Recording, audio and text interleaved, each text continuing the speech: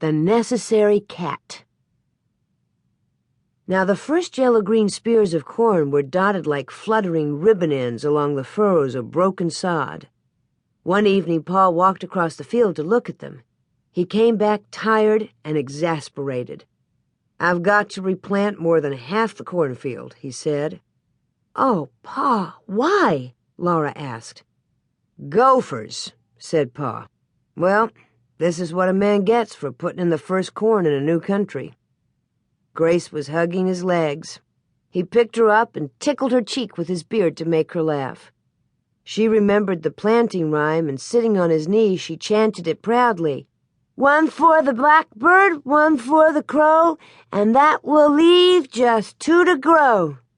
"The man that made that up was an Easterner," Pa told her.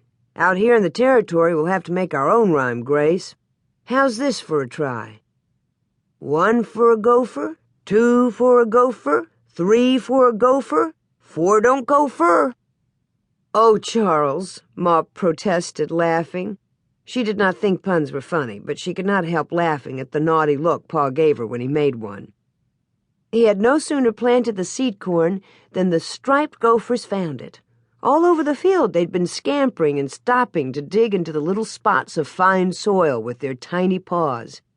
It was a wonder that they knew exactly where the kernels were buried. It was amazing that those little gophers, scampering, digging, sitting up straight and nibbling, each one, at one kernel of corn held in its paws, had eaten more than half of that whole field of corn. "They are pests," said Pa. "I wish we had a cat like old Black Susan used to be. She'd have thinned 'em out." "I need a cat in the house, too," Ma agreed. "I declare the mice are getting so thick I can't leave food uncovered in the cupboard. Is there a cat to be had, Charles?"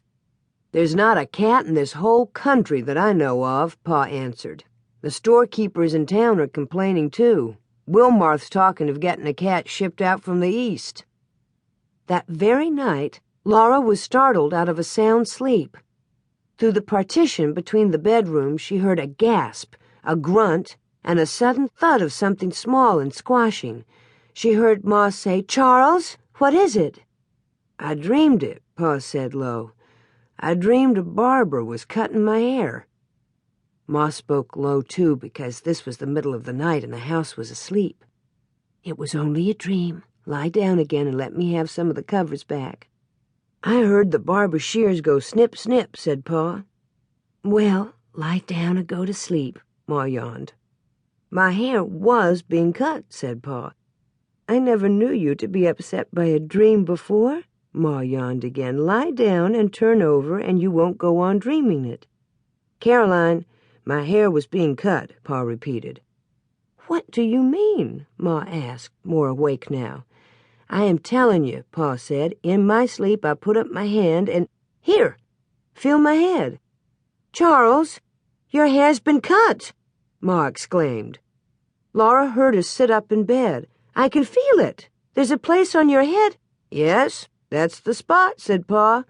"I put up my hand—" Ma interrupted. "A place as big as my hand, shorn clean off." "I put up my hand," said Pa, "and I took hold of something." "What? What was it?" Ma asked. "I think," said Pa, "I think it was a mouse." "Where is it?" Ma cried out. "I don't know. I threw it away as hard as I could," said Pa. "My goodness," Ma said weakly. "It must have been a mouse, cutting off your hair to make itself a nest." After a minute, Pa said, "Caroline, I swear—" "No, Charles," Ma murmured. "Well, I would swear if I did, that I can't lie awake nights to keep mice out of my hair." "I do wish we had a cat," Ma wished hopelessly. Sure enough, in the morning, a mouse lay dead by the bedroom wall where Pa had thrown it, and Pa appeared at breakfast with an almost bare spot on the back of his head where the mouse had shorn his hair away. He would not have minded so much, but there was not time for the hair to grow before he must go to a meeting of county commissioners. The country was settling so rapidly that already a county was being organized, and Pa must help. As the oldest settler, he could not shirk his duty. The meeting was to be held at Whiting's homestead claim, 4 miles northeast of town. No doubt Mrs. Whiting would be there, and Pa could not keep